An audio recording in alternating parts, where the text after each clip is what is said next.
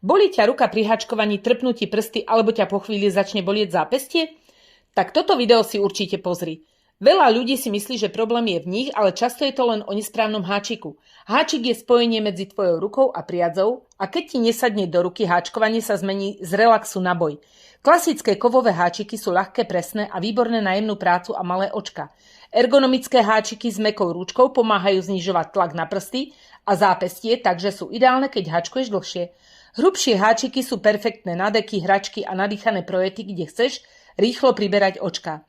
Veľkosti sa pohybujú od tenkých na čiapky až po hrubé na objemné kúsky a práve správna veľkosť pomáha, aby očka boli rovnomerné, práca plynula a ruky menej unavené.